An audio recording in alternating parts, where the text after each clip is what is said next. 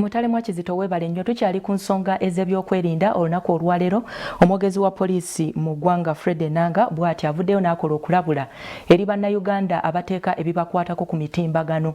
Mu mbeera y'emu Simon Mudeyi ye ayogerera ministry ey'ensonga z'omunda mu ggwanga naye alabudde abatali bannayuganda abakakkalabiza muno naye nga tebalina biboogerako. Bino bibadde mu kulungamya eggwanga nga bulijjo ku lunaku lwa bbalaza nga ab'ebyokwerinda bakikola. Poliisi erabudde bannayuganda okukomya okussa ebibakwatako ku mitimbagano ng'ebijja ku ttemu erikolebwa ku bantu abamu abasooka okussa entambula zaabwe ku mikutu gino. Kubanga ensangi zino tukiraba nti abantu buli lwe bakeera ku makya misana kye basookerako ku kasuka bifaananyi ku Facebook, Instagram ne Twitter nga balaga wajje batambulira wajje bafunidde ekyemisana, ekyenkya, ekyeggulo, wajje bagenda okukoona amazina ebikwatagana ku famire zaabwe, abaana baabwe wajje basomera, wajje bagenda okusuubulira. Omwogezi wa poliisi mu ggwanga Fred Enanga agamba nti abakikola balina eddembe lyabwe n'ekissa obulamu bwabwe mu matigga.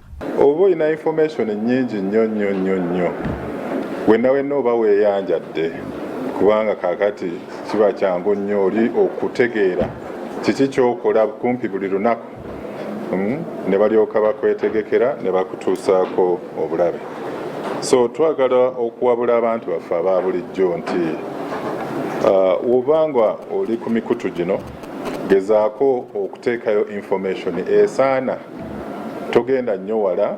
Fred Enanga ayongeddeko nti waliwo abatandise okukunga bannaabwe bekalakasa olw'emiwendo gy'ebintu naye nga beerabidde nti kino kiri mu nsi yonna si kulemererwa kwa gavumenti ya kuno era bano bakwanukulwa na lyanyi. Bannabyabufuzi n'abantu kinnooma okuvaayo okukozesa embeera eno okusikiriza abantu okwekalakasa n'okwegugunga tekigenda kuyamba. Instead bagenda kweyongera okukosa bannayuganda abagezaako okukola emirimu gyabwe.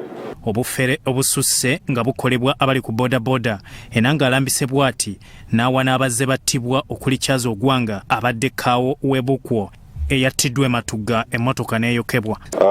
Bano abafere bagenda nga bambadde bijaketi ebya boda bbanja ne balyoka bagenda nga bawandiisa abantu ne babawa ennamba nga balaga nti mu wiiki emu oba bbiri bagenda kutwalayo piki.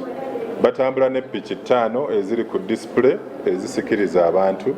So twagala okuwabula abantu abaagala okugula piki n'okwenyigira mu bwa booda naddala mu byalo ebisinga okugezaako okumanya nti ebikolwa eby'obufere weebuli. Simon Mudeyi ayogerera ministry y'ensonga z'omunda mu ggwanga alabudde abagwira abatalina bisaanyizo bibakkiriza kukolera munda mu ggwanga. Kati bwe tukusanga nga tolina amave nga tolina teete oli mu dduuka otunda masimu awo nga tukukwata.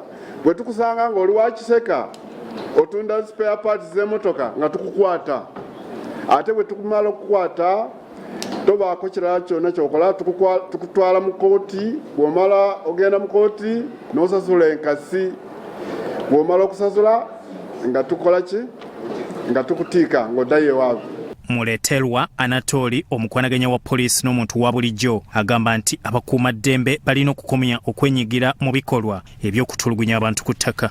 Okugezaako okwambula abapoliisi, okugezaako okwagala okwokya abapoliisi ne mu bitundu ebirala olw'okuba batera okulaba nti buli lw'oyogera ku mupoliisi oba osasamaza oba oleetera abantu abalala okusobola okuteekawo embeera esobola okwanganga gundi oba osiga bukyayi.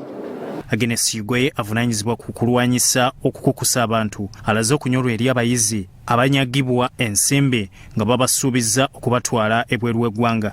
Musituke kino ekintu tetosobola kirekera kitongole oba baawo oba ffenna tulina okukola ki baneiba mulope mwena baba baba sente kati nga twogera ku Alliance in Motion Global mujje mu bungi Alliance kubanga balina sente kati mpitirivu nnyo. Bya Owara Gabdiel, Soroti TV,